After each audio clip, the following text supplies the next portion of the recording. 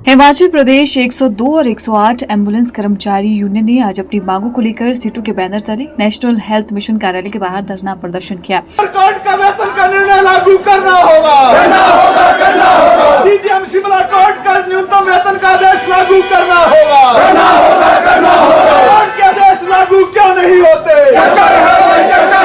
Court के आदेश लागू क्यों नहीं होते? होश में आओ, कमीशन खोरी नहीं चलेगी। एनएचएम द्वारा कंपनी से कमीशन खोरी नहीं चलेगी। 12 घंटे का वेतन देना होगा।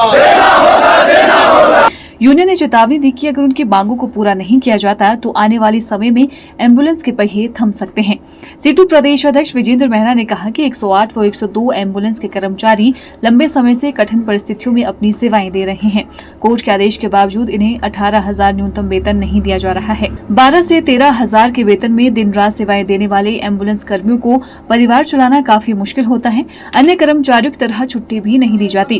प्रदेश में 1200 के करीब एम्बुलेंस कर्मचारी है। उन्होंने कहा कि एनएचएमडी को आज मांग पत्र सौंपा गया है और मांग की है कि कंपनी की लूट को खत्म किया जाए और उन्हें न्यूनतम वेतन व अन्य सुविधाएं प्रदान की जाए। अगर ऐसा नहीं होता तो फिर आंदोलन किया जाएगा और प्रदेश में एम्बुलेंस के पहिए भी थम सकते हैं। देखिए, आज हिमाचल प्रदेश 108 व 102 एम्बुलेंस कर्मचारी यूनियन संबंधित सीटों की ओर से ये धरना प्रदर्शन किया जा रहा है नेशनल हेल्थ मिशन के एमडी के कार्यालय के बाहर। ये बड़ी दुर्भाग्यपूर्ण स्थिति है कि आप सबको मालूम है कि 108 और 102 के जो एम्बुलेंस कर्मचारी हैं वो सबसे संवेदनशील सेवाएं जो हैं हमारे समाज के अंदर देते हैं। आप सबको मालूम है कि नेशनल हेल्थ मिशन के अंतर्गत ये जो योजना चलती है और इसके अंतर्गत जो गांव-गांव में जगह जगह सेवाएं दी जाती हैं, जनता को बेहतरीन सेवाएं देने वाले ये लोग स्वयं जो है उत्पीड़ित हैं, शोषित हैं, जुल्म और अत्याचार के शिकार हैं। प्रदेश के अंदर लगभग 1200 के करीब जो कर्मचारी काम कर रहे हैं उनको न्यूनतम वेतन तक नहीं मिलता है। इनका मसला आज से 7-8 साल पहले हिमाचल प्रदेश उच्च न्यायालय में भी पहुंचा था और उस वक्त जो उच्च न्यायालय ने निर्देश दिए थे कि जब तक जो है लेबर कोर्ट और दूसरा निचले स्तर का कोर्ट कोई डिसीजन नहीं देता इनके विषय पर, कम से कम 15,000 रुपए तनख्वाह इनको मिलनी चाहिए।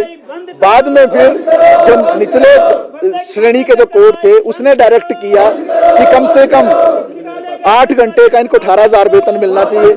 लेकिन इतने सालों के बीतने के बावजूद भी वो वेतन भी इनको नहीं मिला और आज स्थिति ये है कि 12, 13, 14,000 रुपए में ये कर्मचारी काम करने को मजबूर हैं और ये वेतन भी वो जो 12 घंटे काम करने के एवज में 8 घंटे का दिया जा रहा है वो भी कम दिया जा रहा है कोर्ट के निर्देशों के अनुसार भी, शेड्यूल एम्प्लॉयमेंट के अनुसार भी। ये विषय लगातार उठता रहा है। कोर्ट के आदेश को भी एनएचएम और मेडिसवैन कंपनी जिनके पास ये काम कर रहे हैं वो लागू नहीं करते हैं। दूसरी बात यह है कि जो छुट्टियों का प्रावधान होना चाहिए वो छुट्टियां भी इनको नियमानुसार नहीं मिलती हैं, जो कि बेहद दुर्भाग्यपूर्ण है।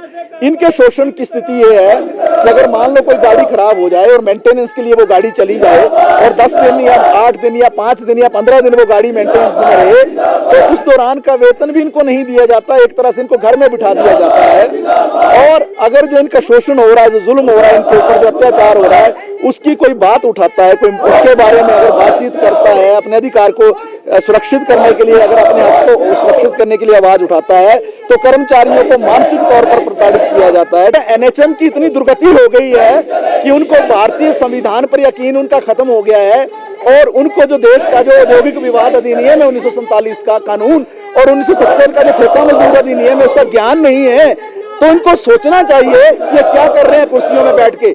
इनको मालूम होना चाहिए जो प्रमुख नियोक्ता होता है, जो प्रिंसिपल एम्प्लॉयर होता है, मुख्य नियोक्ता होता है, वो मुख्य नियोक्ता की ही सबसे बड़ी भूमिका है। ठेकेदार गड़बड़ी कर रहा है तो उनको कार्रवाई करनी थी। तो अगर मेडिसवैन कंपनियां दादागिरी कर रही है, तानाशाही कर रही है, मेंटली टॉर्चर कर रही है, ट्रांसफर कर रही है कारण और न्यूनतम वेतन नहीं दे रही है, एरियर का भुगतान नहीं कर रही है, अगर जो है दूसरी चीजों का भुगतान नहीं कर रही है और तमाम श्रम कानूनों को अगर लागू नहीं कर रही है, हर साल इंक्रीमेंट नगर नहीं दे रही है, इन सारे विषयों पर जो है एमडी एनएचएम को जो हस्तक्षेप करना है। इसलिए आज हम यहाँ प्रदर्शन करने आए हैं और हम ये कहना चाहते हैं, पूरे देश में 20 मई को हड़ताल हो रही है, अभी हमने 108, 102 में ऐसा कोई निर्णय नहीं लिया है। अगर ये इस विषय में तुरंत हस्तक्षेप नहीं करेंगे, जो मांग पत्र आज हम देने जा रहे हैं इनसे मिलकर, अगर उस इसका समाधान नहीं करेंगे तो आने वाले दिनों में निश्चित तौर से एक बड़ी हड़ताल की ओर भी हम जो है कूच करेंगे, जहां गाड़ियों को रोक देंगे और अपने अधिकार के लिए जो भी करना पड़ेगा उस पर हम आगे बढ़ेंगे। Bureau report, channel 9, Shimla.